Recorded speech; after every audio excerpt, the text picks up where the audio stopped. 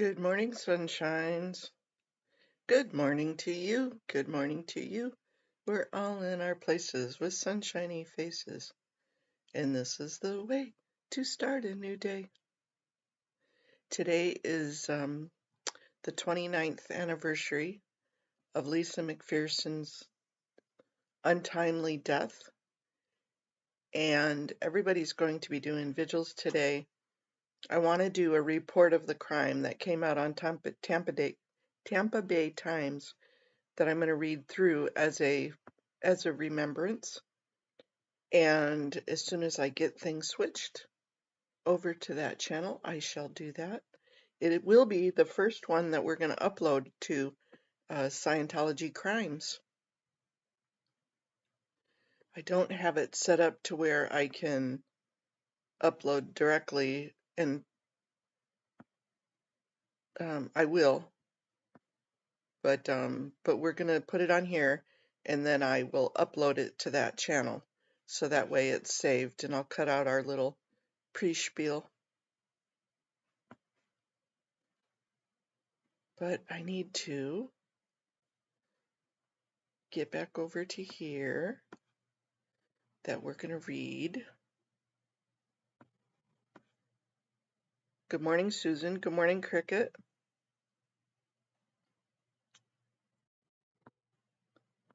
Let me find it here. Yep, everybody's going to be having stuff today, so just here it is. Here's the Tampa Bay Times. Let me make it to where it is.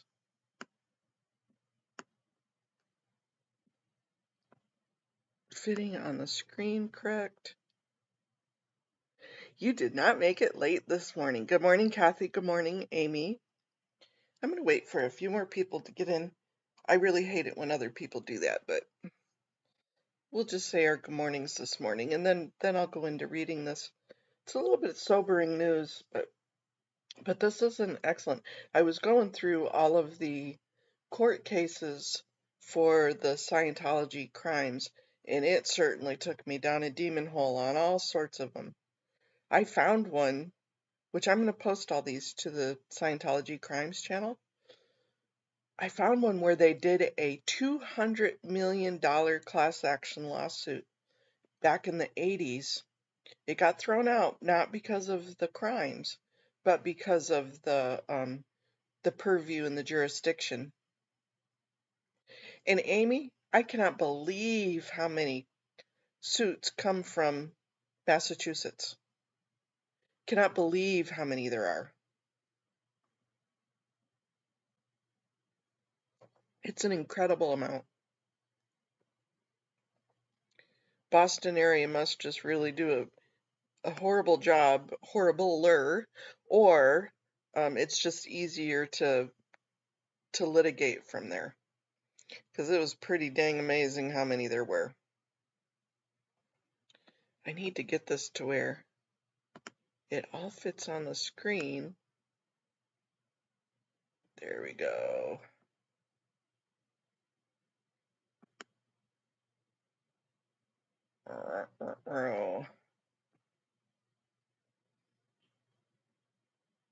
So today we're going to dedicate this to Scientology crimes.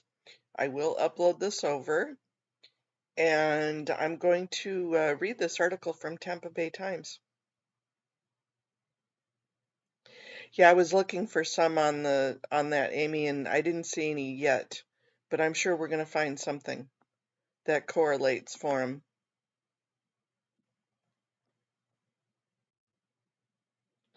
So let me find it. This was a Tampa Bay Times article from 2017. And this was in a series, which some of the series has been erased, but this was part 2 of 3 in the special report on the Church of Scientology, and it's titled Death in Slow Motion. And it's from the viewpoint of Marty Rathbun. Rest in peace, Lisa McPherson. Rest in peace. The night after Lisa McPherson died, the leader of the Church of Scientology sent word for one of his top lieutenants to wait by a payphone at the Holiday Inn Surfside on Clearwater Beach. When Marty Rathbun answered the ringing phone in the lobby, David Miscavige let him have it. "Why aren't you all over this mess? The police are poking around. Do something." "Yes, sir," Rathbun said. McPherson, a 36-year-old parishioner in apparent good health, had spent 17 days in a guarded room at the church's Fort Harrison Hotel. Scientology staffers tried to nurse her out of her mental breakdown, but she became ill. She drew her last breaths in the back seat of a van as they drove her to the hospital in the next county. Her death on December 5, 1995, triggered 9 years of investigations, lawsuits, and worldwide press coverage.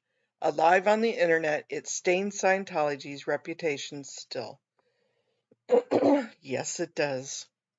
Now, for the first time, comes an inside account from the upper ranks of Scientology. I want to name names, the who, what, when, and why, and I want to kick some ass. So this is being uploaded on the Scientology Crimes. From the man who directed the church's handling of the case. Rathbun, who defected from Scientology's staff in late 2004, admits that as prosecutors and attorneys for McPherson's family prepared subpoenas, he ordered the destruction of incriminating evidence about her care at the Fort Harrison. Yep, Lara was right. Everybody that Jamie and everybody was talking about, all of those shredders. He and others who have left the church disclosed for the first time that Miscavige was involved in McPherson's Scientology counseling. Just weeks before her mental breakdown, they say it was the leader himself who determined that she had reached an enhanced mental state that Scientologists call clear.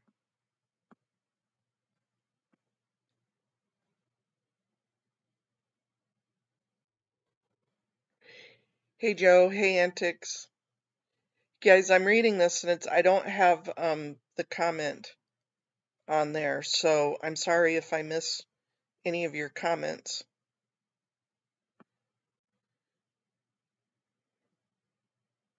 For years, Rathbun was adamant that the church did nothing wrong. Now he says that McPherson's care was a debacle from the start. It was a perfect storm of incompetence and irresponsibility within the church, he said. You shouldn't and couldn't justify it. He disclosed that the church was prepared to pay almost any price to make the case go away.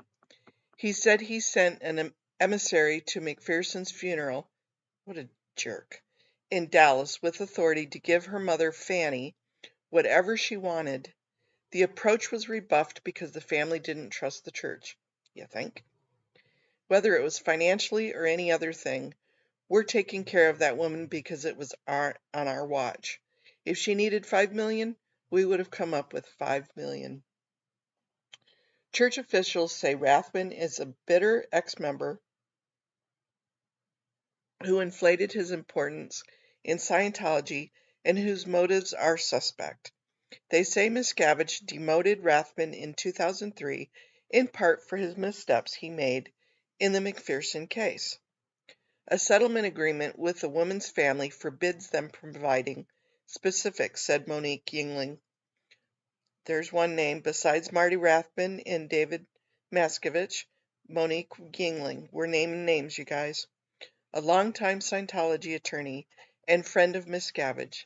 Still, she said that Rathbun botched the case from the start and possibly caused the whole thing. Point fingers, deflect. A little fender bender. McPherson joined Scientology in Dallas, her hometown, when she was 18. She worked for a marketing company owned by a Scientologist friend. The company moved to Clearwater in 1994 to be near the church's spiritual headquarters, and McPherson came too. Shortly before 6 p.m. on November 18, 1995, her Jeep Cherokee ran into a boat trailer stopped in traffic on South Fort Harrison Avenue. A place, Fort Harrison. McPherson, frantic, walked up to the driver pulling the trailer, put her hands on his shoulders, and asked, "Where's the people? Where's the people?"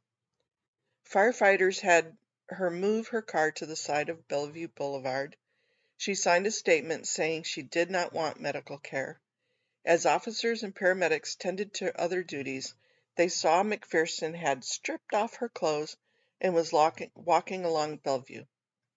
They took her to Morton Plant Hospital, where doctors discussed having her committed for psychiatric evaluation under Florida's Baker Act of 5150.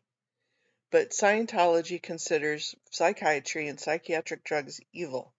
The church believes it offers less intrusive and more humane treatment for problems of the human mind.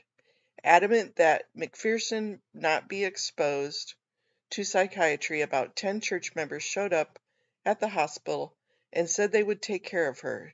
So she said she wanted to leave with her friends and signed out against a doctor's advice. Church staffers checked her into the Fort Harrison and assigned her to room 174 of the Cabanas, a group of less formal rooms facing the street behind the hotel.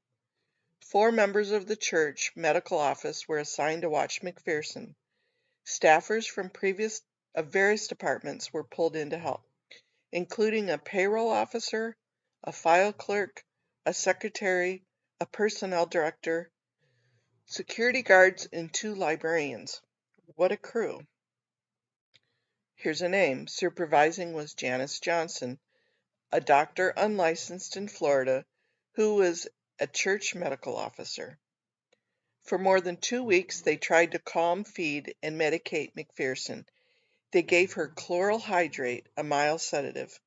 A staff dentist, unlicensed in Florida, mixed aspirin, Benadryl, and orange juice in a syringe and squirted it down her throat. I want to know that name. The staffers kept logs of what they did, trying to calm McPherson. A staffer tried to force 3 valerian root caplets down her throat, but McPherson spit them out. My idea of closing her nose so she has to swallow so she can breathe through her mouth is only marginally successful, the staffer wrote. Come on. McPherson slapped and screamed at her caretakers. She babbled, she vomited her food, she destroyed the ceiling lamp and broke glass in the bathroom. She jumped off the bed, fell on the floor, ran around the room. She pondered a light bulb, saying, "You have to follow the light, as light is life." She was like an ice cube, one caretaker wrote. She refused to eat and spit out everything she took. Her breath was foul, had a fever to my touch. By the evening of December 5th, McPherson had lost about 12 pounds. Johnson, the church doctor, telephoned David Minkoff, a Scientologist and a doctor at Columbia Newport Richey Hospital. Minkoff said to take McPherson to Morton Plant Hospital down the street. But Alan Kartuzinski, a church counseling supervisor, told Minkoff he feared that McPherson would be exposed to psychiatric care at Morton Plant, and Johnson assured Minkoff that McPherson's condition was not life-threatening. Like he knew. What they didn't tell Minkoff, McPherson was limp and unable to walk. Her breathing was labored, her eyes fixed and unblinking. Her face was gaunt, a sign of severe dehydration. Taking a break just to make sure. Hey, Irish Mart. Hi, Nancy Drew.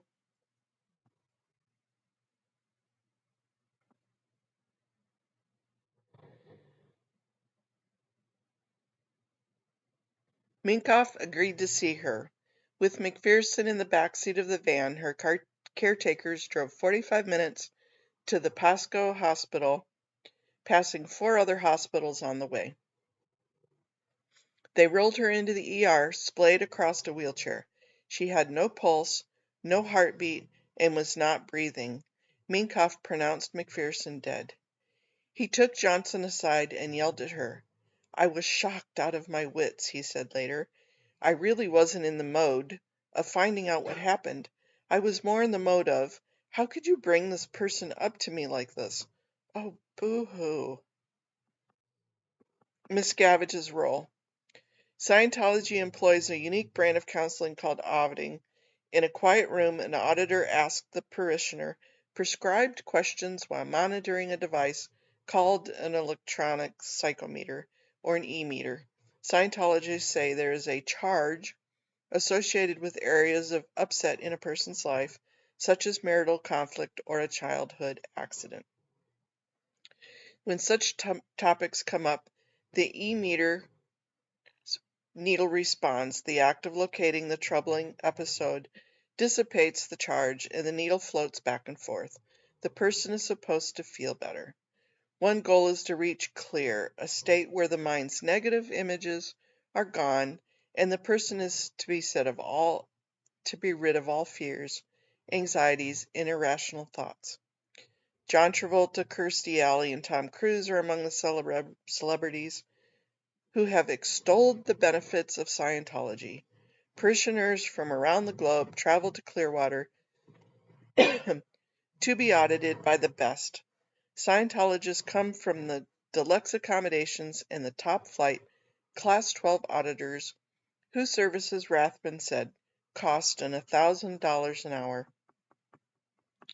But back in 1995, Rathbun says even the church thought most of its Class 12 auditors were not worth the money.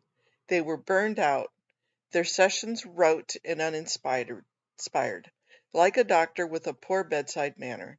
These guys are all overweight, they're obese, they've got back problems, they don't sleep enough, he said, and one of the problems I realized is for 15-20 years they're like cash cows. He said they were just getting milked non-stop.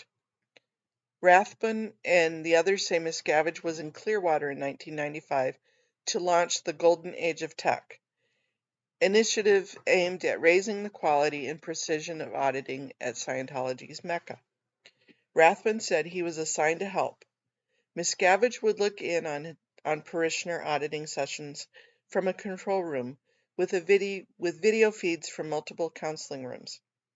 One of the parishioners was Lisa McPherson. He's watching live with the video cameras every session that she's in and supervising, saying, "Do this next, do that next," and so forth, said Tom DeVocht, another person, a top church executive in Clearwater who has since left the church and is speaking out for the first time. Is he in any of our communities? Is he still alive? The folder containing records of McPherson's auditing history came in and out of Miscavige's office, said DeVocht, whose office was next door and who had overseen a renovation of the leader's living quarters. Don Jason, then a high-ranking officer at Clearwater Spiritual Headquarters, said he saw Miscavige take off his headphones and say McPherson had achieved the state of clear in a previous session. Jason, 45, said he saw the leader write a note that McPherson's auditor would read to her, informing her of her new status. Scientologists who are clear don't go psychotic, Jason said. So for a person to have a breakdown so soon after was a huge problem. Church officials say DeVocht and Jason are wrong.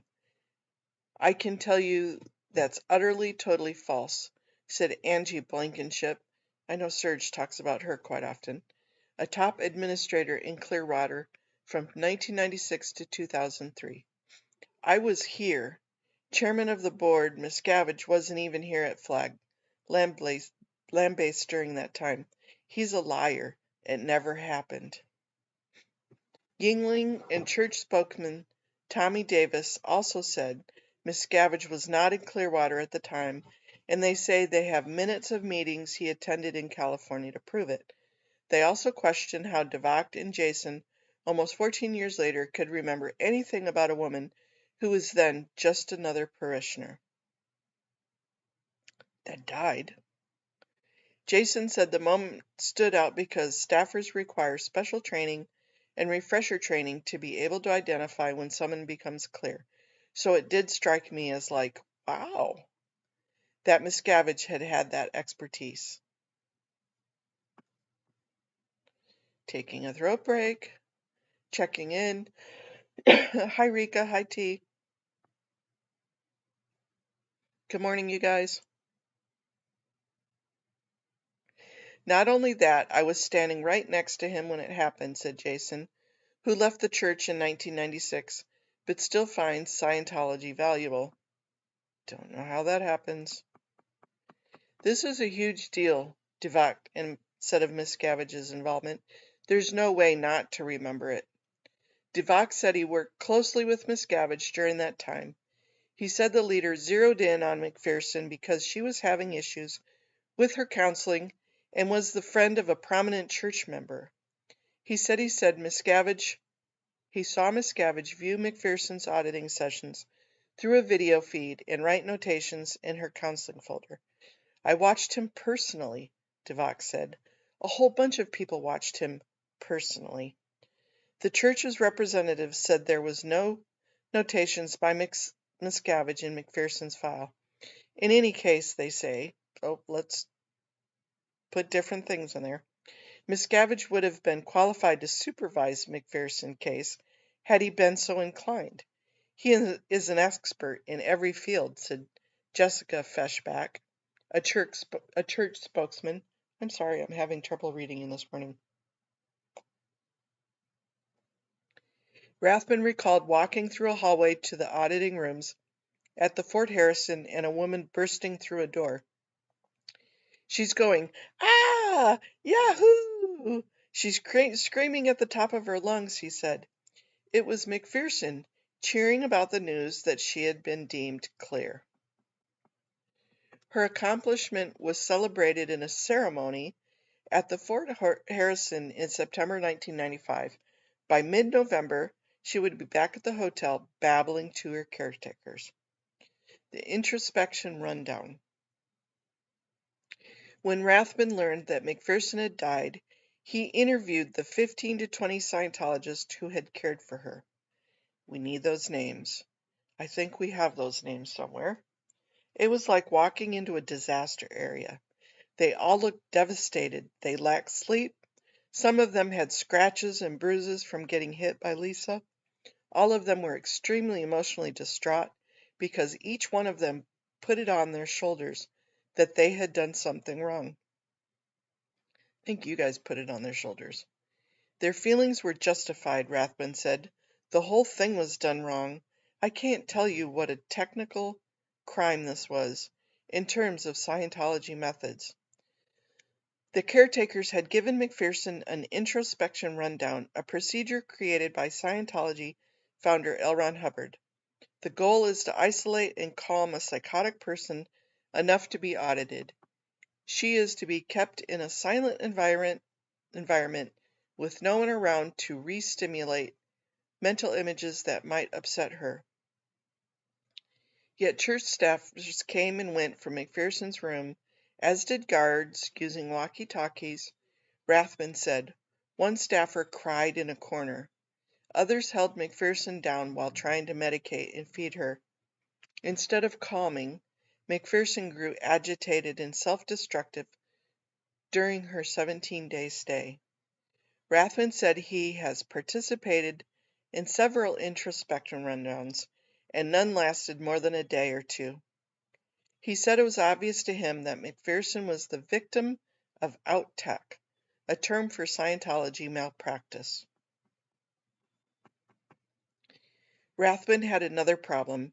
Karczynski, the auditing supervisor, and Johnson, the medical officer, had lied to Clearwater Police.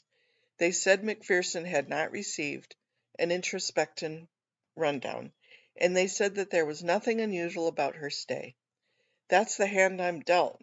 I've got 2 false sworn statements to law enforcement agents, on top of how badly the Scientologists handled McPherson. It was such a dog's breakfast of facts. He said his first instinct was to do something entirely out of character. I was truly, sincerely wished that I was in a position where I could just follow my heart, because my heart in December 1995 was to go straight to the state attorney's office and say, "My God, there's been a terrible accident. We want to take responsibility." Two things out of that. That was never going to happen. And two, I really take offense when they talk about my God or say my God. I know it's just a statement, but they don't believe in God. So who are they saying my God to? Who are they referring to? Okay, I digress. I'm sorry. But that wasn't in the playbook. His nearly 2 decades immersed in Scientology culture had taught him, when under siege, close ranks, never admit fault. Right. He said he wrote an internal report, a KR, that included church procedures had been violated, but the mistakes did not contribute to McPherson's death. He put the report in a manila envelope and sealed it the way he learned years earlier as a 20-something newbie handling Hubbard's correspondence. Slice the seams with a razor, cover them with tape, and melt the tape so that no one can open the envelope without tearing it. Then off the envelope went to the church's California base. So he crossed state lines. For a year, not a word about McPherson's death had appeared in the media. But in mid-December 1996, details of Clearwater police investigation leaked to reporters. An autopsy report from Pinellas Pasco medical examiner Joan Wood concluded that McPherson died of a blood clot in her left lung caused by bed rest and severe dehydration. Rathbun coordinated the public response, which he now acknowledges began with lies. Church spokesman said McPherson had been at the Fort Harrison for rest and relaxation. They said she could come and go as she pleased. They denied that she had received an introspection rundown. McPherson suddenly fell ill and participated in decision about her care, church officials said. Her death was an unfortunate accident, unrelated to anything Scientology did. Wood spoke out, saying her autopsy contradicted the church's statements. The veteran medical examiner said there was nothing sudden or accidental about McPherson's death. Her health deteriorated gradually over about 10 days, and she probably was unconscious toward the end. The church sued Wood for access to her records. A Scientology called her liar, liar, liar, liar, liar, hateful liar. McPherson, that's really professional. McPherson family sued the church for wrongful death, and the Pinellas Pasco State Attorney's Office investigated whether to file criminal charges. Wonder if that could ever be reopened. Destruction of evidence. In early 1997, as investigators closed in, Rathbun met with church staff in Scientology offices in Hollywood, California. They combed the daily logs that McPherson's caretakers kept during her 17 days at the Fort Harrison. 3 entries particularly troubled Rathbun. One contained a bizarre sexual reference McPherson had made. Another revealed that no one thought to remove that mirror from the room of a psychotic woman bent on harming herself. The third was one caretaker's opinion that the situation was out of control and that McPherson needed to see a doctor. Rathbun concluded the notes had to go. I said, "Lose 'em," and walked out of the room. He recalled, adding that the decision to destroy the records was his own. Scapegoat. Nobody told me to do it, and I did it. The truth is the truth, and right now I'm going to confession, and I really think it's something that hurt the church more than it hurt the people that were trying to get recompense. But it is what it is, and I know it could possibly be a crime.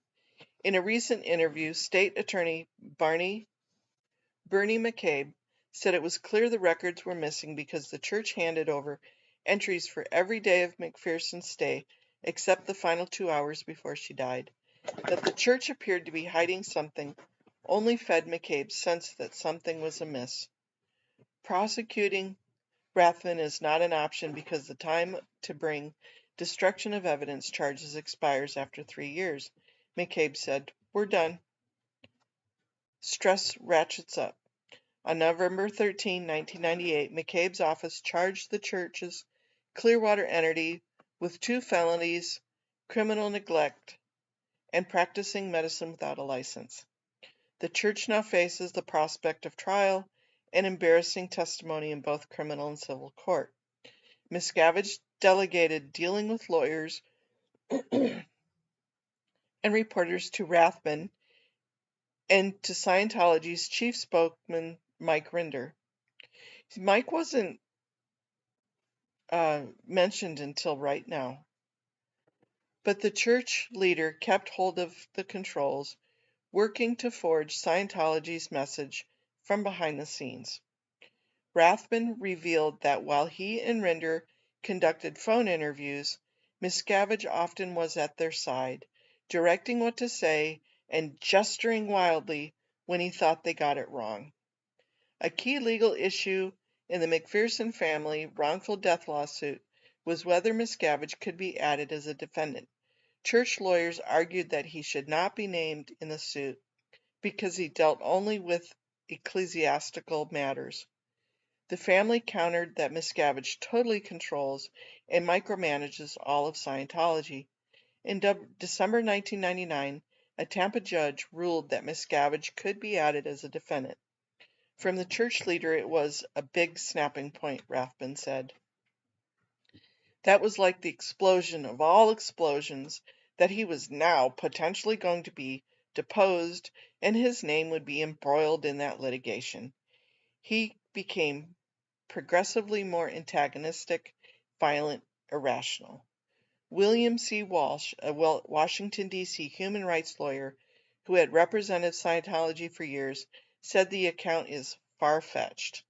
One thing I do know about David Miscavige, and I've known him from December 1999 on and way before that, Walsh said, and I never saw any change in his personality when he became a defendant in the case.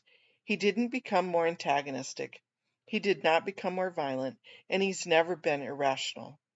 Said Yingling, he wasn't happy to be a defendant, that's true, but he took it in stride with everything else that was happening in the case. Kept his tiaras in, didn't he? Rinder and Rathbun recall an afternoon on the 3rd floor of a small office building overlooking North Fort Harrison Avenue.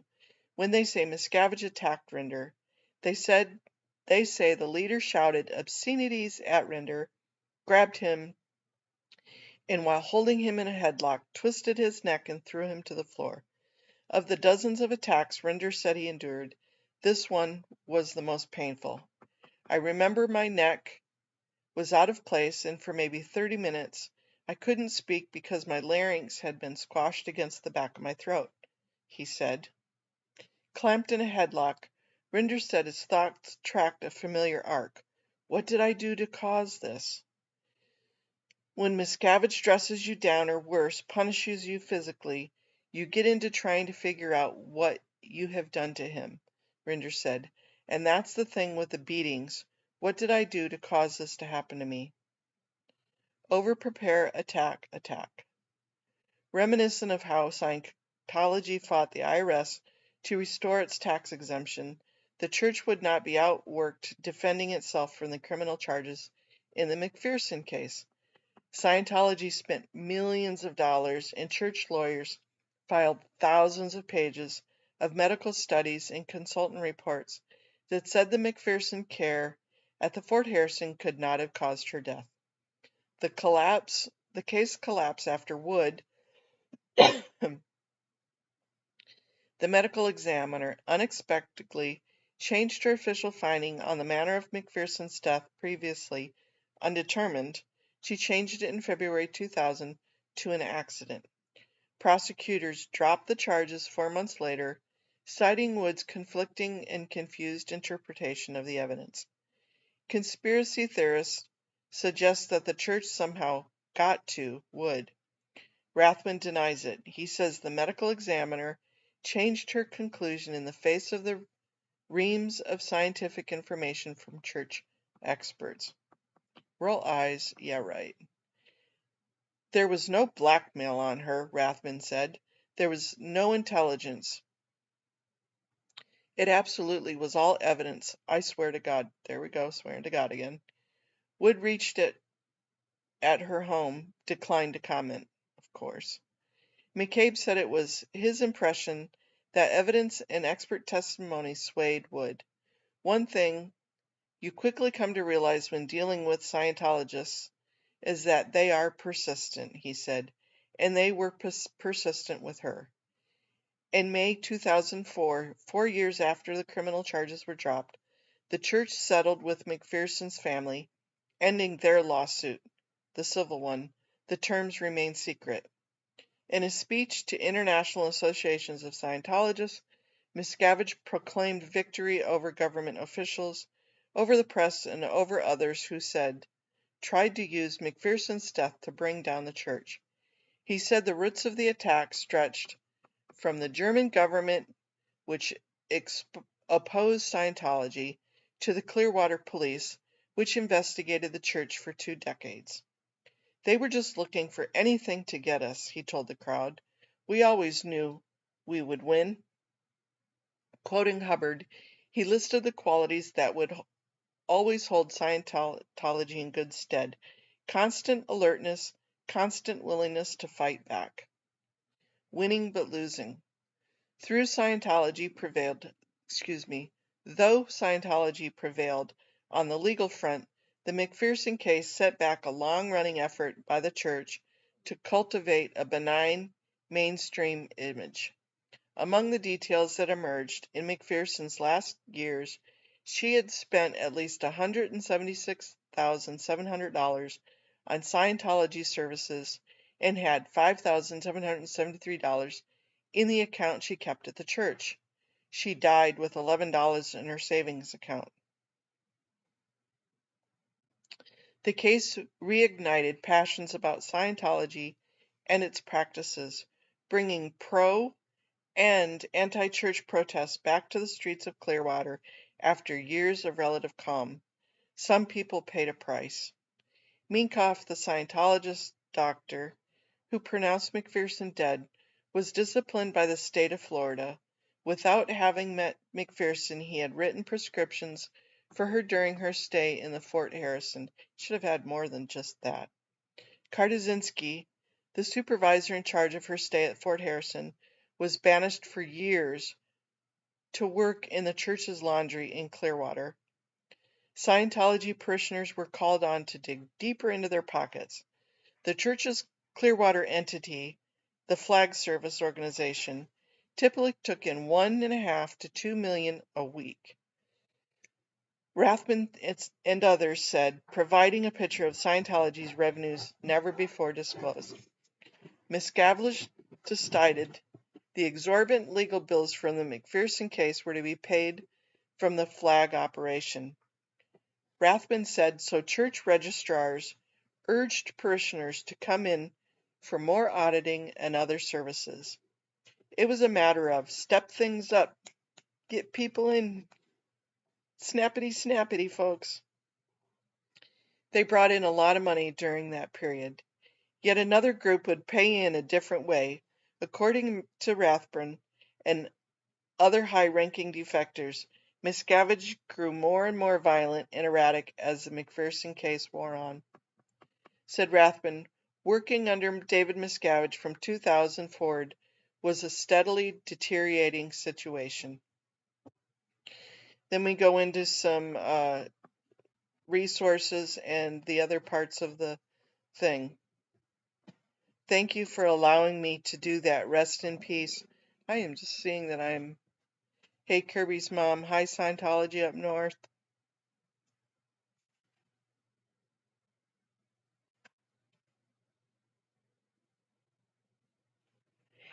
I really found that article very interesting.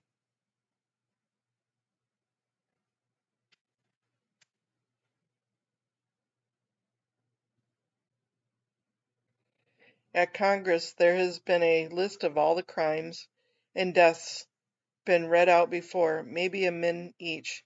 Just reading out some of them. Congress is doing that. I've totally missed chat, you guys.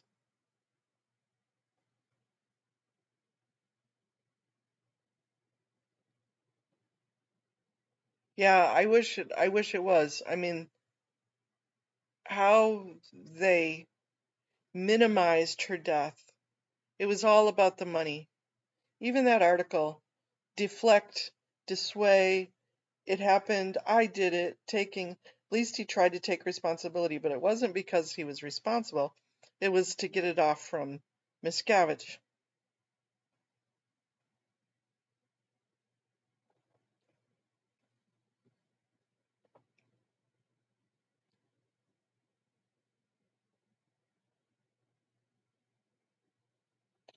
Oh, yeah.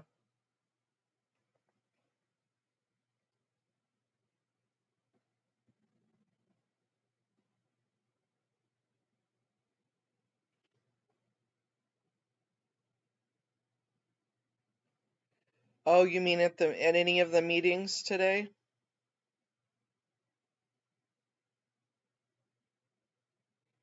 Yeah, that's a great idea. Yeah, yeah, that is a great idea. I wonder if I had 1 minute, how many rest in peace names? I could take all the rest in peace names off from Liz Gale's list. That's a great idea, Joe Buchanan. I think I'm going to do that.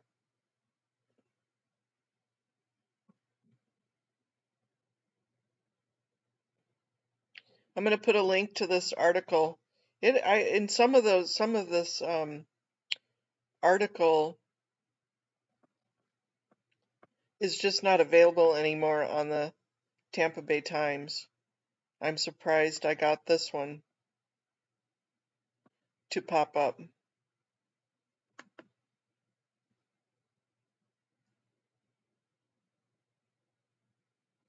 Yeah, I did Scientology up north. I am trying to pull out all of the ones for Europe for you. So that way you have your own little folder.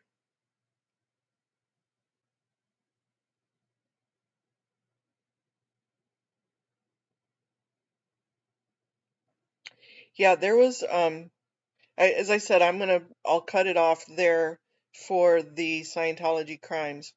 And I put some folders. I haven't uploaded any of them, but the folders that I have for the Scientology crimes channel are